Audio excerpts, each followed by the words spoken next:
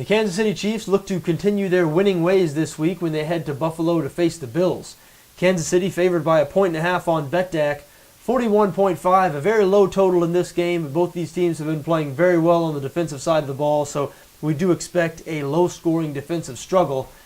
Now, we mentioned the Chiefs have been playing well, and they have. They've won 5 of their past 6 games, one of the hottest teams in the AFC, but the Bills have been playing well also. Buffalo has won 3 of 4 games since making the switch at quarterback. They set E.J. Manuel down in favor of Kyle Orton. It's worked out very well for him thus far. Orton averaging nearly 280 pass yards per game.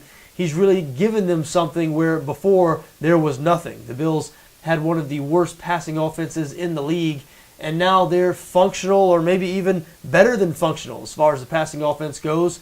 Now, it is very important for them that rookie wide receiver Sammy Watkins is able to play this week. Watkins has become Orton's go-to guy, and he has been limited in practice this week with a groin injury, officially listed as questionable, so you will want to check on his status as Sunday approaches.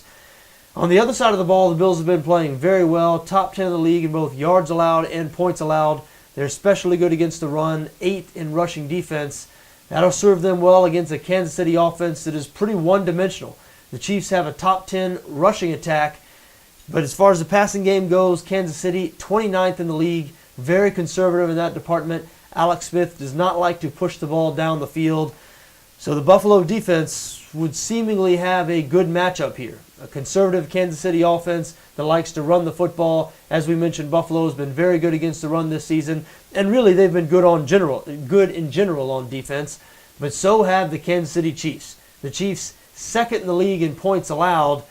And Kyle Orton, even though he's been playing very well, is certainly not one of the NFL's best quarterbacks. And Buffalo, with those major injury issues in the backfield, they are somewhat one-dimensional themselves on offense now. It is pretty much the Kyle Orton show. That might not serve them well against the Kansas City Chiefs. As we mentioned, that is why the total is so low here, 41.5. Listen, I've liked the Bills ever since Orton took over for Manuel at the quarterback position. I really feel like they addressed their one glaring weakness, and I'm going to continue to ride them this week. I think they're a good situational play here, coming off a bye. They're hot. They've won 3 of 4, but it seems like people don't really realize they're hot.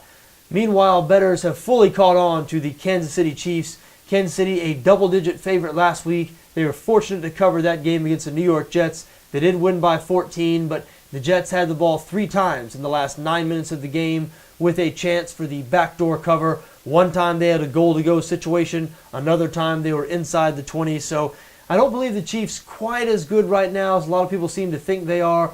Public opinion sort of reached the high water mark on them, I believe, while the Bills might still be a little undervalued.